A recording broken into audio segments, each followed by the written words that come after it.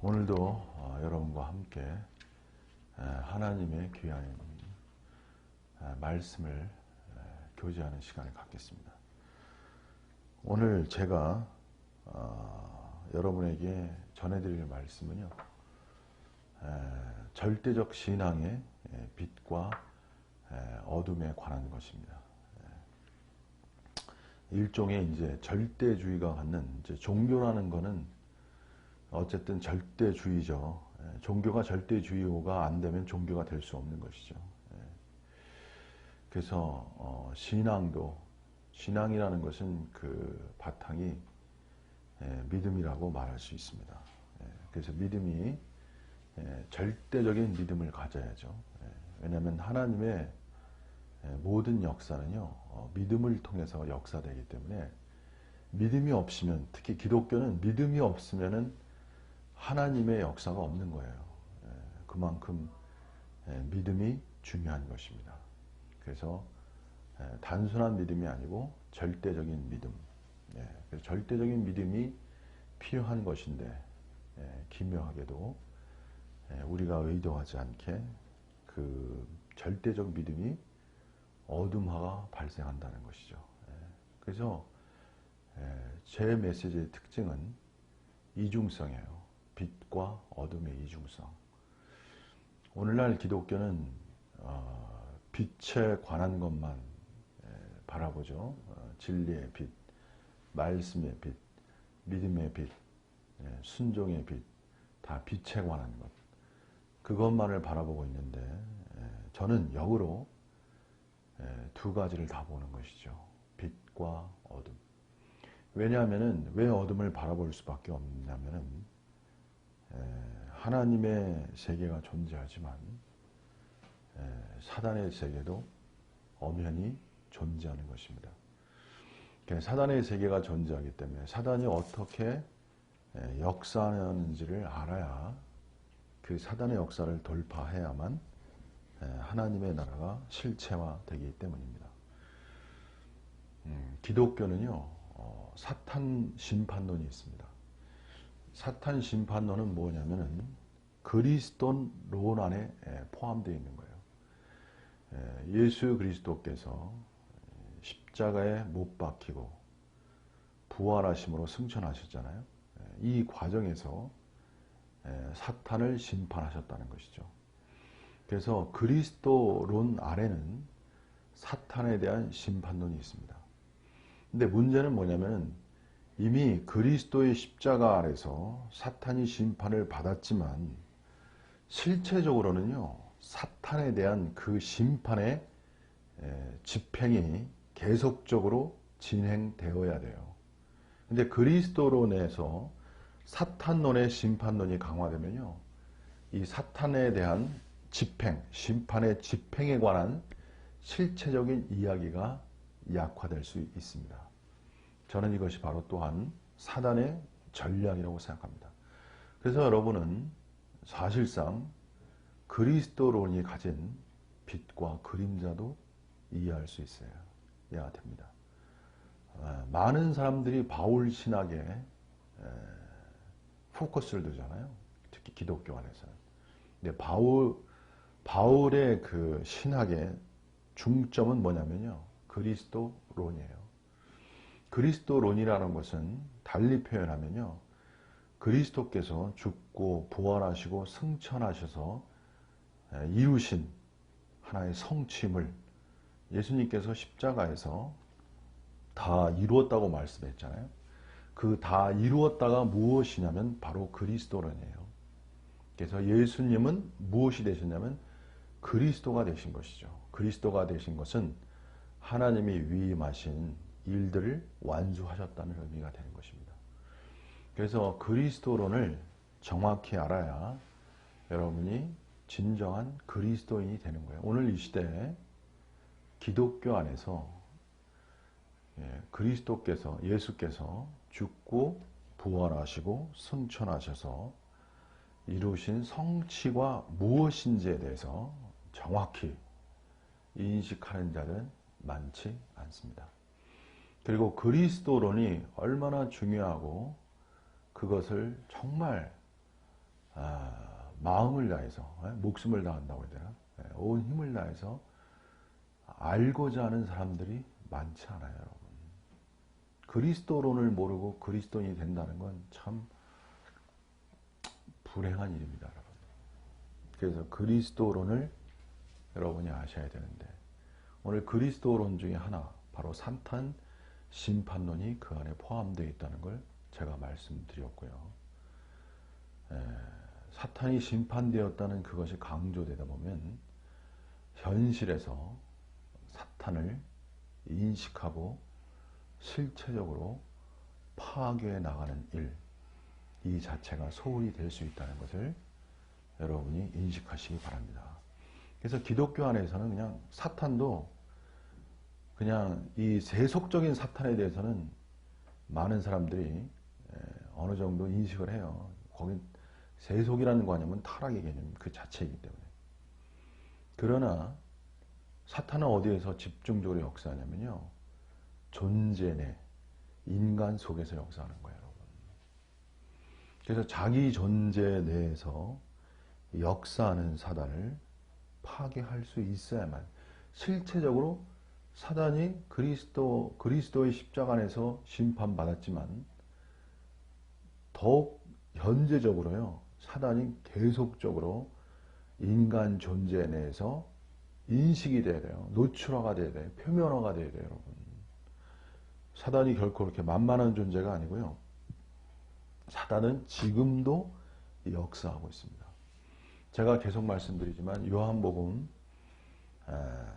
17장에서 예수님께서 요한복음 말씀에서 예수님께서 사단에 대해서, 제가 17장인지 정확히 그건 모르겠는데 지금 약간 헷갈리는데, 어쨌든 요한복음 그 부분에서 세상 임금에 대해서 심판한다고 그랬습니다. 성령이 하시는 일이. 그렇기 때문에 실체적으로요, 오늘날 여러분은 여러분 속에 내에서 역사하는 세계를 심판할 수 있어야 그것이 성령과 함께하는 삶이라고 말할 수 있습니다.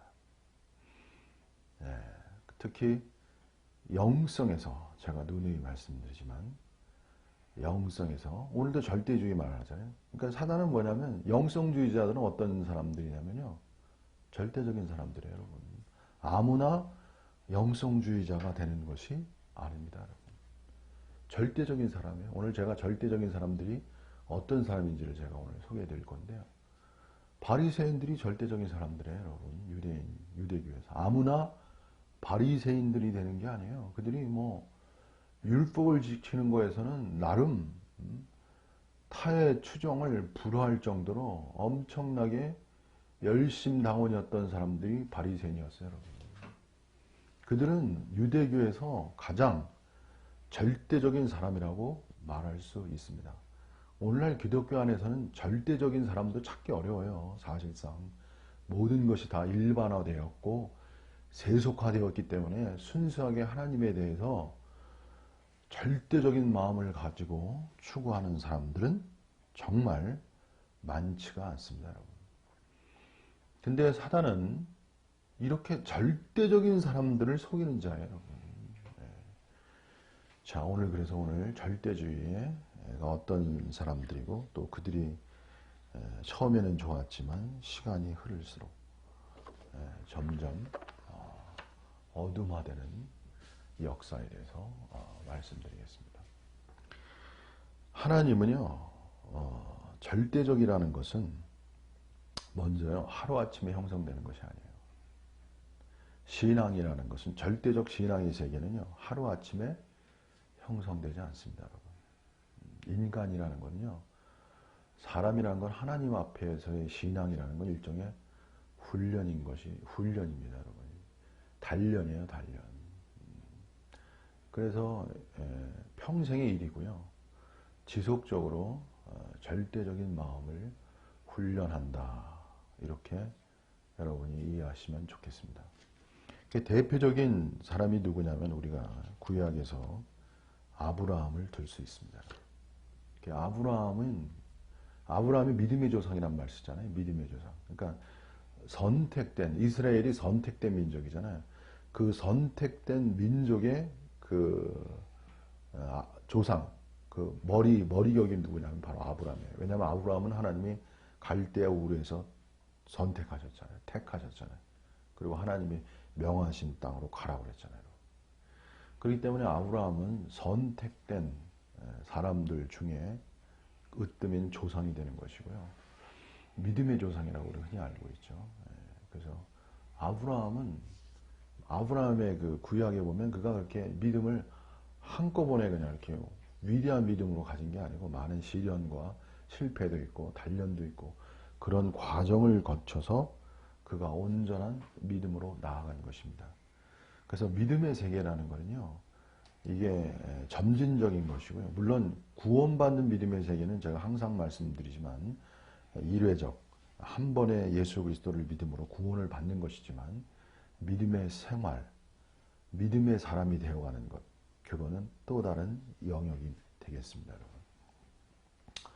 자, 아브라함을 보시면요, 가장 우리가 믿음의 그 시험의 정점이 어디냐면 모리아 산에서 아들 이삭을 바치는 장면이에요, 여러분.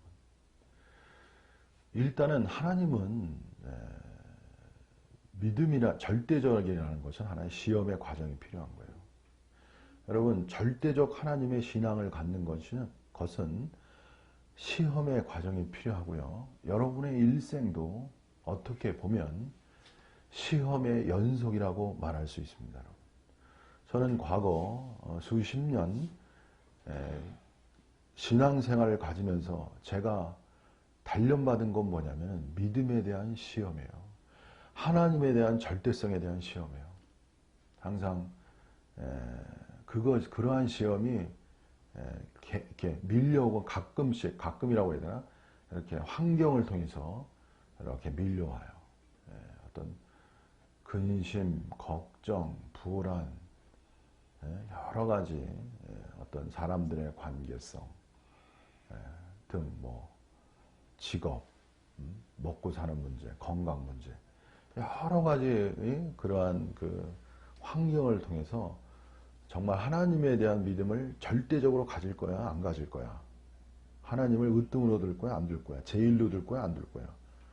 이러한 것이 계속 시험되는 거예요. 제가 더듬어 보면 지금은 저는 그렇게 과거처럼 그런 큰 시험은 없어요. 왜냐하면 저도 많이 어느 정도는 단련이 됐기 때문에 지금은 편합니다, 마음이. 그런 건 없어요, 저는. 어떻게 하면 주님께 충성하지 못한 거에 대해서 하나일 뿐이죠, 제가. 자, 그래서요, 시험이 있다. 절대적 신앙을 가기 위해서는 시험이 있다는 걸 아시고요. 그건 지속적이라는 걸 여러분이 아시기 바랍니다. 그리고 신앙의 길이라는 것은요, 하나님이 시험할 때는 이게 어떤 것이 들어가냐면, 교부들이 많이 생각한 것이지만, 불합리성이라는 거예요, 여러분. 인간이 볼 때 불합리성이죠. 이삭을 바치는 것이 어떻게 보면 불합리성이에요. 이성적 측면에서. 왜냐하면 아브라함이 자식이 없었잖아요. 나의 100세가 들어 자식이 없었다고요. 그런데 이제 하나님의 이삭을 주셨잖아요. 그러니 이건 얼마나 놀라운 하나님의 대역사입니까? 있을 수 없는 일이 벌어진 거예요. 이미 사라가 경수가 끝난 여자이거든요. 경수가 끝났다는 것은 아이를 임신할 수 없는 여자가 된 것인데 하나님은 그런 사람을 통해서 아들을 잉태했으니 이건 기적 중에 기적이죠. 근데 그렇게 하나님이 바다에 별과 모래알처럼 자손을 있게 하시겠다고 하나님이 아브라함이 약속하셔서 주신 아들이 바로 이삭이거든요. 근데 하나님이 그 이삭을 바치라는 거예요. 바치라는 것은 냉정하게 말하면 뭐냐면 죽이라는 얘기예요, 여러분. 제단에 드리라는 건 죽이라는 얘기예요. 아니, 하나님이 약속해서 자손들을 모래알, 별처럼 이렇게 해주겠다고 약속하셨는데, 아니, 이삭을 죽이라니. 여러분, 이 하나의 사건이 결코 쉽지 않아요. 너무 불합리한 거예요. 불합리하다는 것은 논리적이지 않다는 거예요, 여러분. 이성적이지 않다는 거야.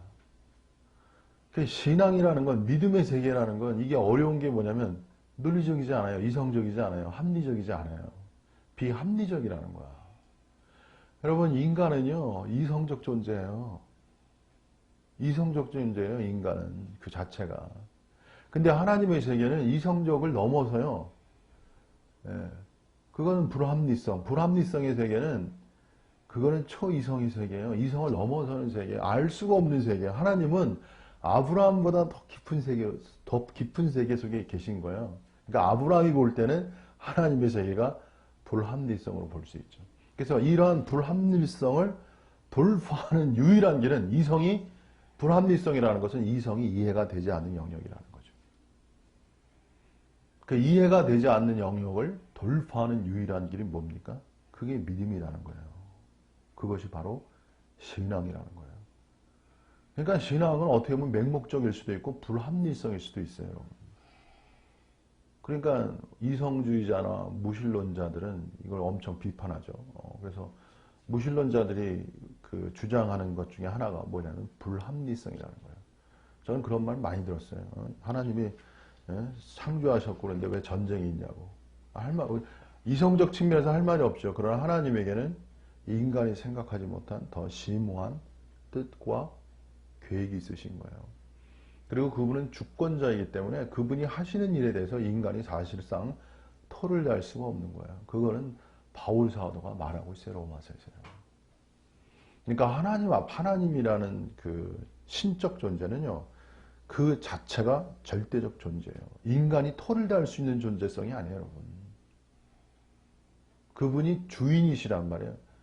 그분이 주라고 주관자이며 주이기 때문에 우리가 토를 달 수 있어. 우리는 피조물에 위치해 있기 때문에.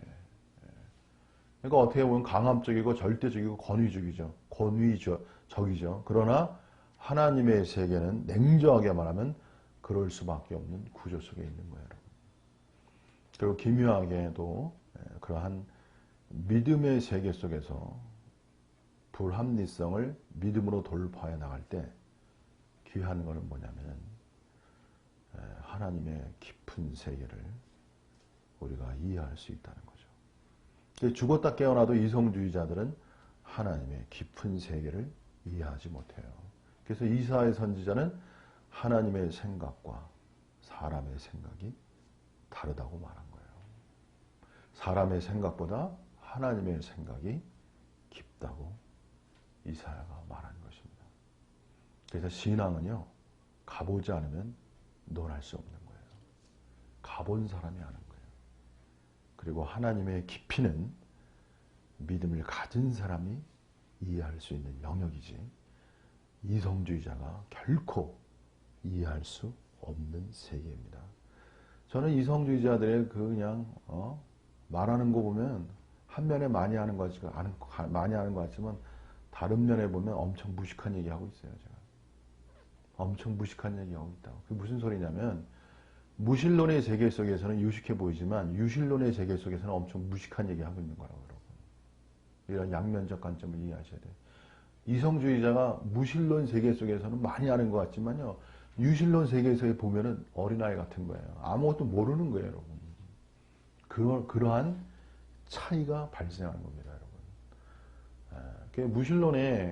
무신론의 약점은 뭐냐면 유신론 세계의 영역을 이해할 수 없는 거예요. 이해할 수 없으면서 없다라고 그냥 뭉기는 식이에요, 그게.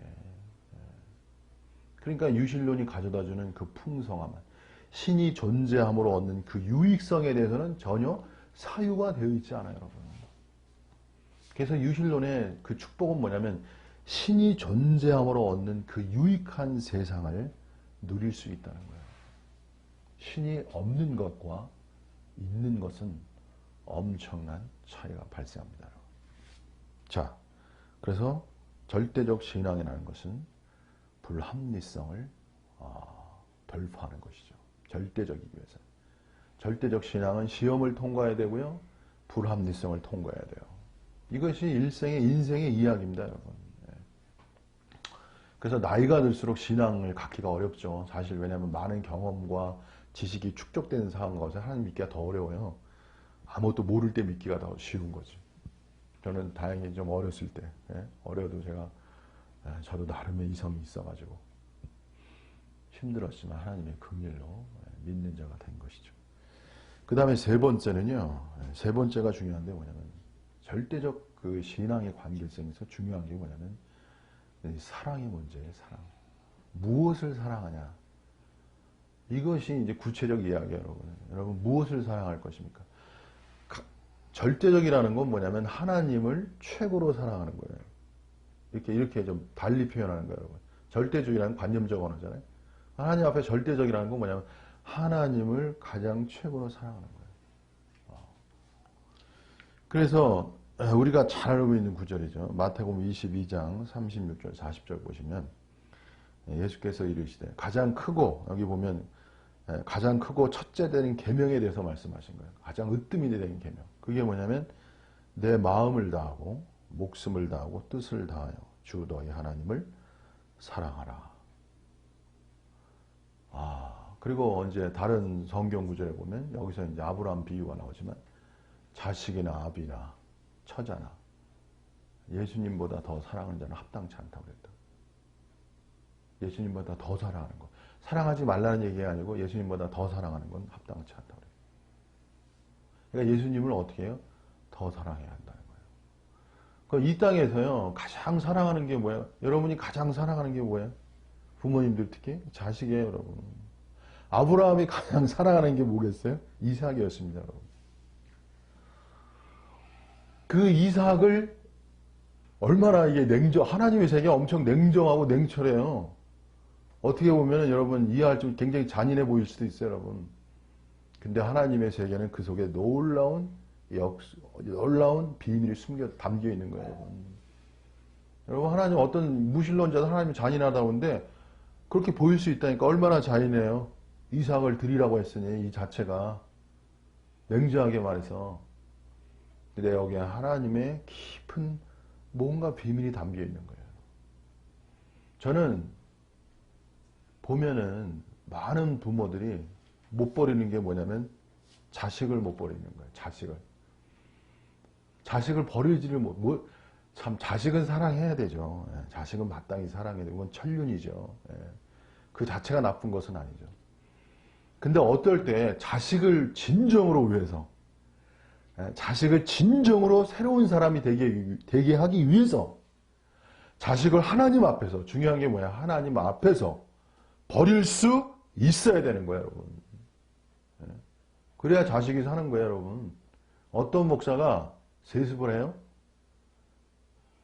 제가 말씀드릴게요. 그 세습을 하는 게 자식 사랑하는 거예요, 여러분. 하나님을 사랑하는 겁니까? 그 자식을 버리는 거예요, 그게. 자식을 망치는 거라고. 그걸 모르죠. 왜 모르냐? 눈이 어두워져가지고. 자식 사랑에 눈이 어두워가지고 세습하는 것이 자식을 망친다는 걸 몰라요, 여러분. 자식을 버려야 자식이 이게 성장하는 거거든. 세상의 쓴맛을 보고, 세상의 어려운 맛을 보고, 세상의 노동성을 보고, 눈물을 체험하고, 이래야 인간이 되는 거예요, 사람은. 제가 살아보니까 그렇더라고요. 인간은 인간되기가 되게 어려워요, 여러분. 철리기가 어렵다고. 고난이라는 건 뭐냐면, 고난의 특색이 있어요, 여러분. 고난이라는 게. 그게 뭐냐면, 고난은요, 사람을 깊어지게 하는 거예요, 여러분. 사람을 깊이를 어떻게 만들 거예요, 여러분? 깊은 사람을 어떻게 만들 거예요? 지식이 만들겠습니까, 여러분? 돈이 만들겠습니까? 그 사람의 권력이 그 사람을 깊게 만들겠어요? 그게 인생의 기묘한 이야기라는 거예요, 이런 이야기가. 사람을 깊이 만드는 것은요, 그게 뭐냐면, 곧 고난이에요, 여러분. 그러니까, 눈물로 흘리지 않은 빵을, 먹어보지 않으면 인생을 논하지 말라. 이런 말이 있잖아요, 흔히. 세습하는 목사님이 어떤 사람이 돼야 돼, 목사님이. 인생을 알아야 목사가 되는 거예요, 여러분. 제가, 참, 목사만큼 귀한 직업이 또 어디 있습니까, 여러분. 영혼을 담당하는 직분인데, 아무나 하겠습니까, 그거를? 깊이가 없으면 어떻게 사람을 만질 수 있어요, 여러분. 가장 깊어야 될 사람이 목사예요, 목사. 오늘 교회는 너무 하락했고 천박해졌어요. 피상적되고. 깊은 목사들이 없는 거예요. 깊은 목사. 깊은 데로 가서 그물을 던져라. 깊은 데로 가서 그물을 던지는 사람들이 없는 거예요. 하나님의 모든 보화와 깊고 놀라운 축복의 풍성들은 다 어디에 있어요? 깊은 곳에 있는 거예요. 깊은 곳. 하나님의 세계는 깊은 곳에서 찾아내는 거예요, 여러분. 그렇게 하나님의 세계가 쉽게 얻어지질 않아요, 여러분.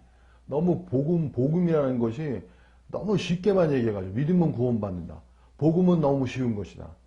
그쪽으로만 편향돼가지고 하나님의 세계는 쉽고 편한 세계가 있지만요. 이렇게 구원을 얻는 것처럼 이렇게 너무 진짜 그야말로 복음, 쉬운 우리가 아무것도 아니고 믿음으로 구원 얻는 세계가 있지만 하나님의 세계는요. 또 깊은 세계가 있는 거예요.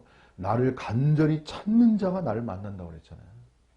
그냥 거저주는 게 없어요. 하나님 세계도. 하나님의 세계는 무조건과 조건이란 이중성도 알아야 되고요. 제가 입체적이라고 계속 말씀드리잖아요. 자, 어쨌든 다시 본론으로 들어가서 여러분 사랑이라는 거는요. 정말 간단하지 않아요. 야, 부모가 자식을 내칠 수 있다. 그건 진짜 하나님에 대한 그 신앙이 그 사람 그 뿌리 속에 들어있어야만. 왜냐하면은 자식 속에 역사하는 사단의 세계를 볼 수 있어야 자식을 버릴 수 있는 거예요, 여러분. 사단의 세계 속에 내 사랑하는 핏줄이고 자식이지만 인간 존재가 뭐예요, 여러분? 인간 존재가 한마디로 말씀드리면 사탄적 존재성을 가진 것이 인간 존재예요, 여러분. 기독교하고 불교하고 결정적 차이가 여기에 있습니다, 여러분. 불교는 자성, 불성이 본연에 가진 거라고 보지만 기독교는 다른 거예요. 기독교는 뭡니까? 사탄적 존재성이 인간 속에 내재되어 있다는 것. 이거를 말하는 것이 기독교예요, 여러분. 기독교와 불교는 이 근원에서 차이 나는 거예요, 여러분. 그러니까 기독교는 본래가 사람을 믿을 수 없는 거예요, 원래가. 사탄적 존재성인데 뭘 믿어? 자기 자신도 믿을 수 없는 거예요, 여러분. 나도 나를 믿을 수 없는 거야, 냉정하게 얘기해서. 그만큼 육체를 신뢰할 수 없는 존재예요, 인간은.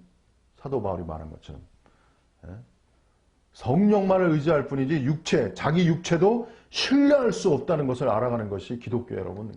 자기 자신에 대해서도 냉정할 수밖에 없는 거예요, 여러분. 그만큼 기독교는 어둠의 역사, 인간 속에 내재한 죄, 사탄, 어둠의 역사에 대해서 아주 냉철한 인식입니다, 여러분. 이것이 원래 본 기독교의 진리의 자세예요, 여러분. 그걸 아셔야 돼요. 자, 어쨌든 사랑이라는 거는 사람을 통과할 수 있어야 돼요, 여러분. 드릴 수 있어야 돼요. 하나님보다 더 사랑하는 모든 것들을 그냥 하나님 앞에 드릴 수 있어야 돼요. 저는 제가 개인적으로 예수 그리스도를 제가 27년 전에 한 30년 됐나? 지금 30년 거의 된 것 같은데. 제가 예수님을 직접적으로 인식한 순간에 저는 모든 걸 다 버렸으니까요. 그냥 예수님을 본 순간 저는 모든 걸 다 버렸어요. 모든 걸 다 버렸는데 그게 비치면서 그게 또 어둠이 되더라고. 그건 제가 나중에 또 여러분에게 설명해 드릴게요. 근데 하나님은 또 나중에 제가 나이 들면서 참 기묘한 역사를 저에게 인도해 주시더라고요.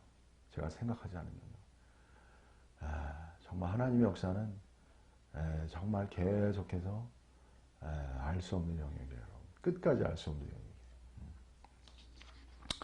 자, 그러면은 제가 여기서 또 한 가지만 말씀드리면 성경에는 이런 말씀이 있어요. 나의 계명을 지키는 자라야 나를 사랑하는 자. 사랑한다고 하면서 계명을 지키는 게 사랑한다는 거예요. 그냥 사랑한다고 사랑하는 게 아니라. 그래서 사랑하는 자들은요. 하나님을 사랑하는 자들은 뭘 주의하냐면 하나님의 말씀을 주의하는 거예요, 원래가. 그리고 말씀을 지키려고 하는 거예요. 그것이 사랑의 증거가 되는 거예요. 냉정하게 말해서요.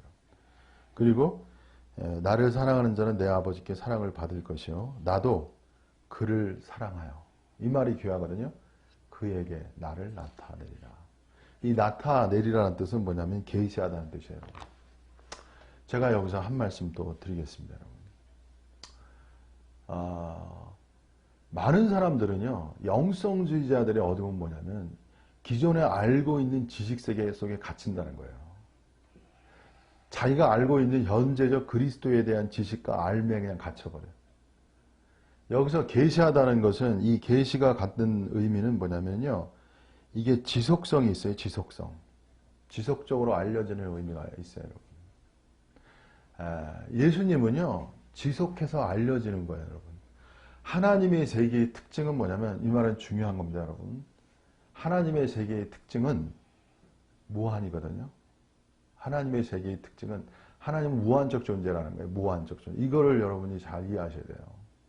그냥 하나님은 무한하시다. 그냥 문자로만 이해하죠. 하나님은 무한적 존재라는 거예요. 무한적 존재라는 건 뭐냐면 달리 표현하면 끝없이 알려진다는 의미예요. 여러분. 끝없이 알려진다. 그냥 끝없이 다 알 수가 없다는 거예요. 그것이 하나님 세계의 특징이야. 예수님도 마찬가지예요. 여러분. 예수님도 다 알려지는 게 아니에요. 여러분. 알려지고 있는 거예요. 이단들의 특징이 뭐냐면 모든 걸 다 안다 이렇게 되는 거예요. 모든 걸 다 알고 있어. 결정화해버려. 거기서 멈추는 거야. 하나님의 세계를 멈춰. 그거를 뭐라고 말하냐면 하나님의 유한하라고 말하는 거예요. 여러분. 난 하나님을 다 알아. 어? 하나님을 다 알아. 영성주의자들이 바로 거기에 사단의 올매에 걸리는 거예요. 여러분. 근데 그래서 과거적 자기가 알고 있는 지식을 그 세계 속에 갇혀가지고 계속 그것만 우려먹는 거예요. 계속. 그것만 우려먹고 있는 거예요. 하나님의 세계는 그런 게 아니에요. 여러분. 하나님은요. 무한적이기 때문에 무한히 뭐에 알려지는 영역이에요. 저는 여기에서 참 마음도 아프고 슬픔도 있습니다. 여러분. 왜 세습합니까? 이미 썩어버린 거예요. 여러분. 정신이 썩어버린 거라고. 과거적 진리 속에 있는 거예요. 살아있지를 못한 거예요. 여러분. 이미 썩은 만나요. 여러분. 모르죠. 왜? 죽은 자들은 썩은 만나를 먹어도요. 그게 썩은 만나인지를 몰라요. 여러분. 살아있는 자가 살아있어야 썩은 만나를 먹으면 그게 썩은 냄새가 나거든. 토할 것 같아. 예수님이 라오디게아 교회에서 제가 옛날에 어려웠던 구절이 뭐냐면 그 라오디게아 교회에서 나는 부유하라고 했잖아요. 실상은 가난하고 헐벗었는데 그때 예수님의 표현이 뭐냐면 토해내리라. 토해낸다는 말을 했거든요. 거기. 예전에 저는 그게 토해낸다는 말이 실감이 안 가더라고. 그게 무슨 토해낸다는 게 뭐지? 문자적으로는 제가 이해했는데 실감이 안 가. 근데 어느 날 제가 이제 변했어요. 그래가지고 라오디게아처럼 전하는 사역자의 말을 들을 때 토해내더라고. 제 속에서 토할 것 같더라고. 제가 제 속에서 토할 것 같은 느낌이 들더라고. 역겨워서. 들을 수가 없어요. 본인은 모르는 거죠. 참 슬픈 현실입니다, 여러분. 슬픈 현실. 다 나쁜 것은 아닌데 좋은 것도 있는데 거기에 더 무서운 건 뭐냐면요. 간교한 어둠이 숨어 있다는 거예요, 여러분. 거짓이. 그 유사 하나님 세계가 그 속에 숨어 있어요, 숨어. 사단의 역사가 하나님의 역사하고 중요한 단어 혼재되어 있다는 얘기예요. 이걸 누가 간파하겠습니까? 간파하기가 매우 어렵습니다. 자, 그러면 이렇게 해서 제가 어느 정도 좀 간단하게 절대주의에 갖는 구체적 어떤 특성을 말하고 어둠에 대해서 조금 더 말씀드리겠습니다. 절대주의적이지 않으면요 하나님의 세계가 열려지지 않아요, 여러분. 그렇게 깊이 열려지지 않아요. 그래서 절대적 신앙을 갖는 것은 매우 중요한 거예요, 여러분. 그런데 여기서 절대주의는요, 이게 필연적이야. 보면 필연적이야. 이게 숙명적, 절대적일수록 이게 어떤 신앙이 형성되냐면요, 그 자체가 뭐냐면 맹종과 맹신이 형성되는 거예요, 여러분. 이 맹종과 맹신이 절대주의자들은 자기가 맹종과 맹신을 의식하지 않으면서 그런 상태에 빠지는 거예요, 여러분. 제가 그럼 여러분에게 이제 여기서 중요한 질문을 제가 하고 싶은 거예요. 기독교의 위대성은요, 삼위일체가 기독교의 위대성이에요, 여러분. 그러면 제가 여러분에게 질문하고 싶은 거예요.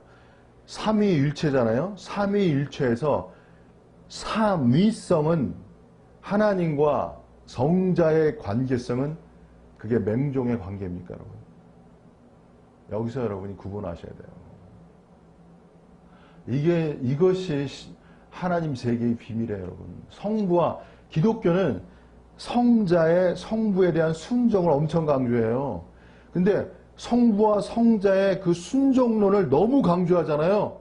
그러면 성부 종속론이 된다는 위험성을 이해하셔야 돼요.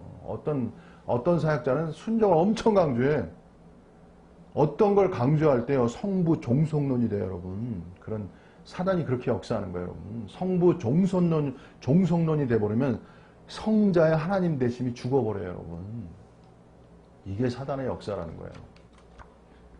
그 삼위일체가, 왜냐면 삼위일체가 왜 중요하냐면요, 아버지와 내가 하나 된 것 같이, 이 말이 아주 비밀스러운 말이에요, 여러분.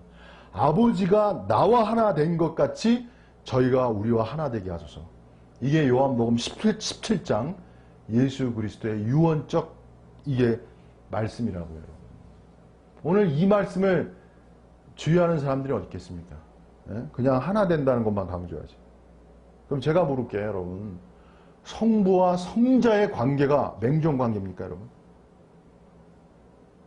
이걸 맹종성, 맹신성을 통과하지 않으면 절대로 영성은 세워지지 않아요, 여러분. 사단이 어떻게 절대주의자들을 파괴합니까? 맹종과 맹신으로 파괴하는 거예요, 여러분.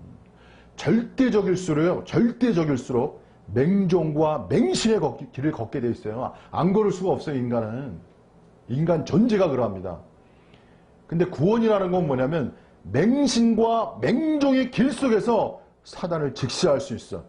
그것이 구원의 길이에요, 여러분. 그래서 진정한 순종과 맹종을 예리하게 구분할 수 있어야 여기에 실체적인 영성이 나오는 거예요. 정영률 목사가 그 세계를 걸었습니다. 저는 맹종의 사람이었고 맹신의 사람이었어요. 하나님에 대해서. 맹신과 맹종이 왜 위험한지를 제가 몰랐어요. 절대적이었기 때문에. 의심하지 않았어요. 이게 믿음과 의심이라는 게 이중성으로 작동해야 되는데 그걸 그런 세계를 몰랐기 때문에, 여러분. 오늘 이 시대는 절대적이지도 않죠, 사실은. 저는 절대성 이유를 또 말씀드리고 싶은 거예요, 여러분. 그래서 맹신과 맹종은 왜 문제가 되냐면요, 결정적인 거예요. 자기 개발하지 않아요. 그리고 사단에게 속임당할 수 있어요. 이거는 나중에 어떻게 사단에게 속임당하는지, 영을 따르면서. 영을 따르는 문제는 사단에게 속임당할 수 있어요, 여러분. 사도 바울은 영을 따르는 문제에 대해서 사단에게 속임당할 수 있다는 이 부분을 말씀을 전하지 않았어요, 여러분. 그래서 제가 과감히 말씀드리는 거예요. 로마서는 로마서 이유가 또 필요한 거예요, 여러분. 로마서 이후의 말씀도 필요한 거라고. 제가 이건 새로운, 어떤 사람은 야 이게 뭐냐 그럴 텐데, 로마서는 로마서 이후의 말씀이 또한 필요한 거예요. 왜? 사단은 로마서의 말씀 안에서 역사하기 때문에 그런 거예요. 이런 세계는 전혀 여러분이 전혀 인식하지 않은 세계고 생각해보지도 않은 세계예요, 여러분. 제 유튜브를 어떤 분들이 들을 거예요. 여러분 로마서 이유를 생각해 봤습니까? 로마서가 모든 것을 다 말한 겁니까? 하나님의 말씀을 가감해서는 안 되지만 하나님의 말씀 안에 또 갇혀서도 안 되는 거예요. 여러분 잘 이해하셔야 돼요, 제 말을. 왜? 사단이 진화하고 있기 때문에 그런 거예요. 그리고 모든 말씀은 말씀 안에서 또 말씀해야 돼요. 말씀 안에서 말씀해야 되지만 말씀에 또 갇혀서도 안 돼요. 참 어려운 말씀이지만 그렇습니다. 제가 그랬잖아요. 지구를 보려면 어떻게? 지구를 떠나봐야, 저 멀리서 봐야 지구가 더 동그랗다는, 지구가 둥글다는 것은 지구를 떠나서 지구 바깥에서 봐야만 지구를 볼 수 있는 거예요, 여러분. 그만큼 보는 시각이 다각화가 돼야 돼요, 여러분. 오늘 현대 문명이라는 건 뭐냐면 다각적 시각화를 이해하고 그걸 수용해 가면서 더 높은 생각으로의 전진화되는 것이 현대화예요, 여러분. 그 다각적 시각이라는 것이 진리적 관점이라고 연 사람이 바로 니체라는 사람이에요, 여러분. 그래서 니체가 중요한 철학자가 된 거예요. 모든 사람은 다각적 시각이 진리라는 관점까지는 전혀 생각하지는 않았거든. 난 진리는 하나라고만 생각했지. 어떻게 보면 어떻게 진리가 다각적일 수 있어? 근데 인간이라는 거 뭐냐면요. 불교도 말하자면 자기 견해가 망상이라고 그러잖아요. 자기 주관, 자기 견해가 100%가 있을 수가 없다고요, 여러분. 그 다각적 시각 속에서 그게 조율과 화합과 창조로 나가면서 보다 더 온전한 시각으로 나가는 거예요. 인간 사회가 그런 거예요, 여러분. 그래서 참모도, 대통령 되려고 그러면은 뭐가 필요해? 다 참모 필요하잖아요, 여러분. 대통령 혼자 다 합니까? 성경은 그냥 어떤 사람은 바울주의에 빠져가지고 그냥 참모가 필요 없다고 그냥. 한 면에 맞으면서 한 면에 틀린 얘기예요, 이게. 한 면에 맞는 얘기만 알아지만 틀린 얘기라는 이중적 관점을 알아야 사단에게 속이면 안다는 거예요, 여러분. 뭘 알고 얘기해야 돼, 이제는. 시대가 변했기 때문에. 하나의 생각만 가지고는 말해서는 안 돼. 다각적 시각을 말할 수 있고 그 다각적 시각 속에서 최선을 말할 수 있어야 돼요, 여러분. 그것이 겸손한 거예요, 여러분. 인간은 하나님을 두려워하라. 지식과 지혜의 근본이 하나님을 두려워하라고 그러잖아요. 하나님을 두려워한다는 것은 자신의 견해를 두려워해야 돼요. 영성주의자는 자신의 견해를 두려워한다는 걸 알죠. 예? 그러면서도 자신과 하나님, 성령을 동일시해요.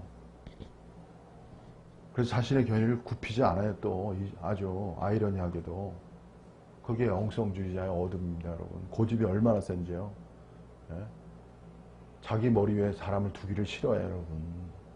자신이 가진 지식과 체험이 많기 때문에. 그래가지고 자기 한계 속에서 계속 갇혀가지고 그 속에서만 놀고 있는 거예요. 그러니까 자기가 본 것만 보고 보지 못하는 것은 평생 보지 못하는 거예요.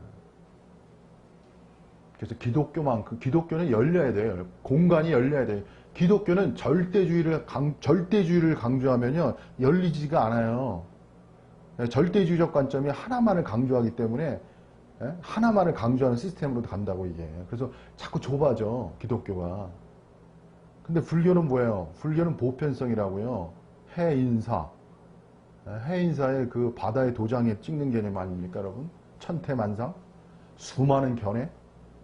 그 보편적 관점을 인정해 주는 것. 구별심을 없애고. 일종의, 이게 불교의 어떤 긍정성이죠. 그러니까 보편적인 건 모든 사람의 견해에 대해서 존중성이 있어요, 불교는. 그러니까 거기에 수용성이 있으면 거의 좋은 결과를 가질 수 있죠. 이것이 불교의 긍정이지. 근데 구별점이 없으면 또 이게 또 새로운 개성화가 또 안 일어나, 또 어떻게 보면. 모든 것이 다 무다, 공허다, 이렇게 해가지고 또. 자, 어쨌든, 여러분, 중요한 거는요, 제가 예전에 어떤 사람이었냐면, 제가 그냥 간증을 할게요. 간증하면서 마무리할게요. 저는 맹종의 사람이었어요, 그냥. 예스맨. 그냥 제가 그냥 노골적으로. 무조건 예스맨이야. 예수님은, 제가 엄밀히 말할게요. 예수님은요, 제가 여러분, 이거 어떻게 들릴지 모르지만 예수님은 맹종이 아니에요. 예수님은 순종의 사람이셨어요. 여러분. 맹종이 아닙니다, 여러분. 예수님은. 예스맨이 아니었어요, 예수님은. 그 구절을 댈게요, 여러분. 십자가를 지실 때 예수님은 뭐라고 말씀하셨어요? 할 수만 있거든 이 잔을 옮겨달라고 말했어요. 이것이 위대한 거예요, 여러분. 이것이 위대한 거라고. 무조건 순종하신 게 아니라 할 수만 있다면 이 잔을 옮겨달라고. 이것이 기독교의 비밀이에요, 여러분. 성자의 비밀이고. 성자는 성자로의 위격이 존재하신 분이에요, 여러분. 할 수만 있거든 이 잔을 옮겨달라고.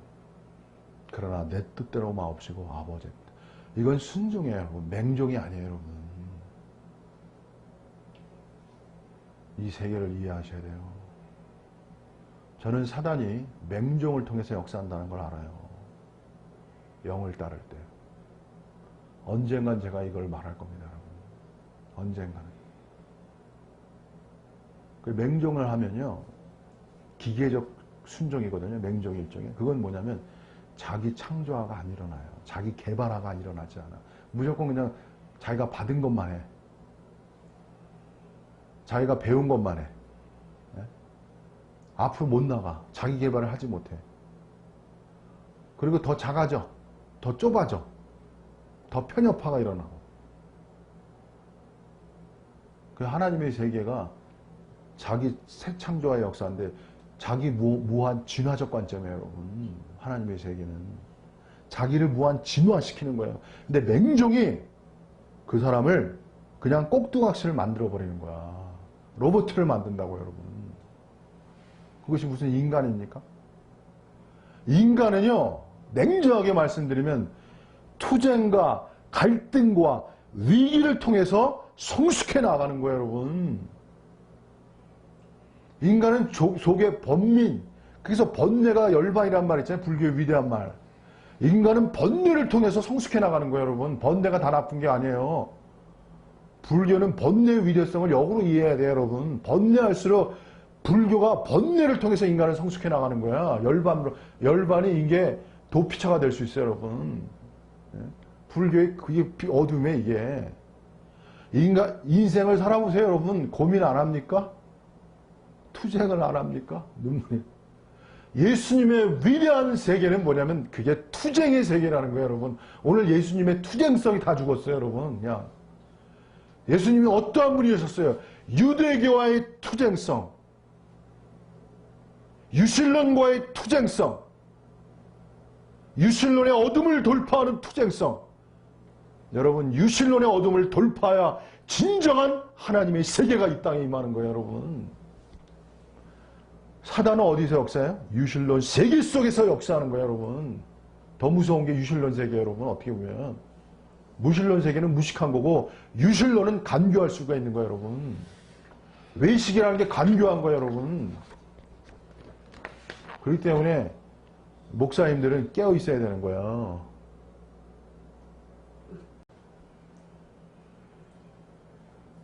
사단의 역사는 우리가 생각하는 것 그 이상이라는 걸 늘 여러분 마음속에서 인식할 수 있어야 됩니다. 오늘도 막 이 말씀 전하니까 그냥 사단이 역사해. 진실로. 그만큼 사단이 싫어하는 거죠. 유실론 세계에서의 사탄론을 말하기 때문에.